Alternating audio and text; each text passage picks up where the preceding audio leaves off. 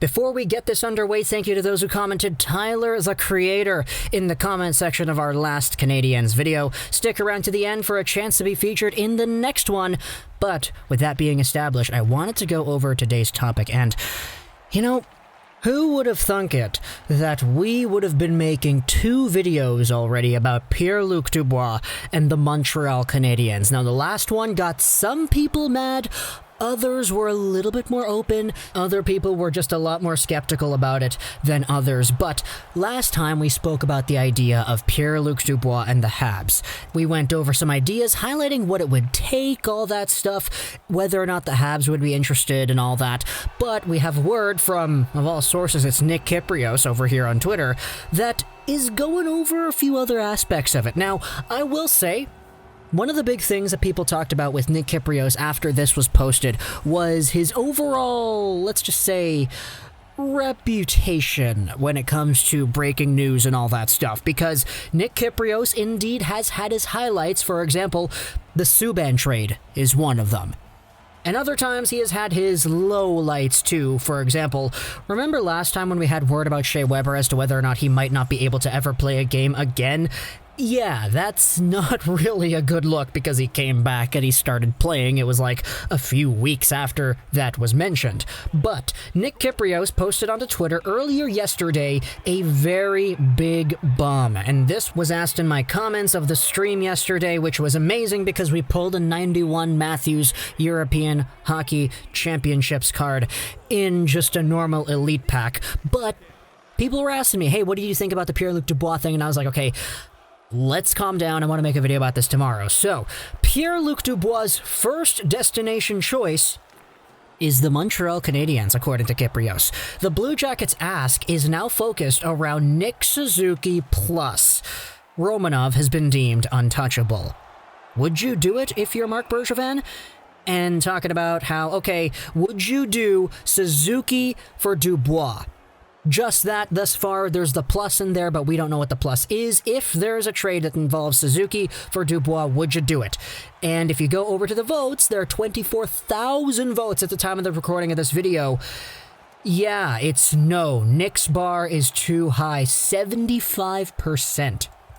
Now, I will say there might be some bias here because there are a lot more Canadiens fans on Twitter than there are Blue Jackets fans, and there are a very big portion of Canadian fans over here, not Canadian as in Canadiens fans, but Canadian as in people north of the border that would actually have a stronger opinion about this than I think many of the folks over there in America, because yeah, Pierre-Luc Dubois has been a hot topic for all these Canadian teams. And so, when you take a look at the poll, it does appear that people would rather say if it's a Suzuki trade plus for Dubois, no bueno, Marc Bergevin would be good holding out and not doing it. We then had another tweet from Brian Hedger. This is a Blue Jackets beat reporter who quote-tweeted the Kyprios statement, and he added his own 2 cents that adds an entirely new layer of discussion. I've heard that Kotkaniemi and Mete and something else from asking around, but the only thing we know for sure is that Dubois, at the current moment, is a Blue Jacket, and he's expected to center the CBJ top line tonight versus the Predators. Yeah, we get that. Kotkaniemi, Suzuki, and Mete for Dubois. Oh man, we thought the Caulfield and Deneau thing was crazy last time. This is even crazier because if 75% of Habs fans, not even Habs fans, just hockey fans out there, said that a Suzuki plus, and that plus isn't even defined, just Suzuki and other stuff for Dubois is too much, then you take a look at Kotkaniemi and Mete in there as well. Ooh, my goodness, Pierre-Luc Dubois is fetching a big, big ask. And it makes sense to me. We said this 2 videos ago about Pierre-Luc Dubois, but Jarmo Kekalainen is not going to settle for a small amount. No, this guy's going to go fishing for gold with this Pierre-Luc Dubois over here. It's why I said in that New York Rangers video that I don't even know if Lafreniere 1-for-1 for Dubois would be enough for Kekalainen to say yes, because would you trade, if you're Kekalainen, what was your top-line center, your best player, a point-per-game guy, for a player who had never even played in the NHL at the time of that video's recording?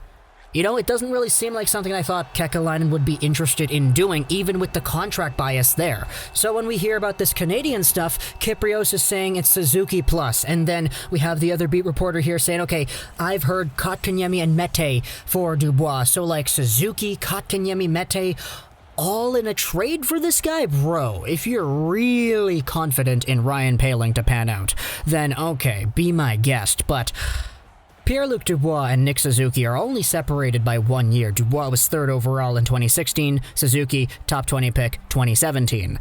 And Nick Suzuki, in his last season of play, as an underdog who was forcing his way onto the lineup, was a guy that many Canadiens fans were absolutely cheering for. 41 points, 71 games played, and 7 points in 10 games in the playoffs. He was an absolute monster last year, and he was only a rookie.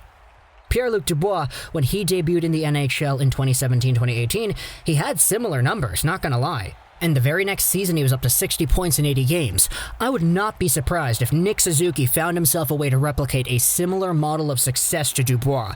Even though it took him another year to do that, they're only 1 year apart in terms of age. Development, you could debate, there's a few more layers on Dubois there because he made the NHL sooner before Nick Suzuki had, but there still are so many very, very good things to look forward to if you're looking towards the long-term projection of both Suzuki and Kotkaniemi. Throw in Mete in there, and all of a sudden you have a package that many Canadiens fans would go out there and just be like, no.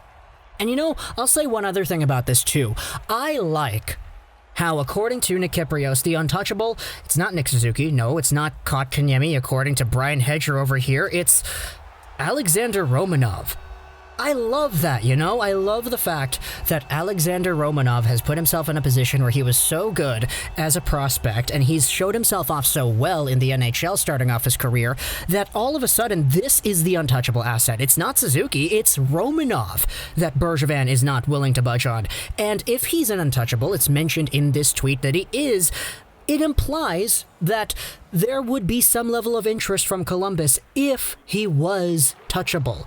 You know, like, the way it's phrased here in this tweet makes it seem like, hey, if Romanov was available, maybe there would be interest there.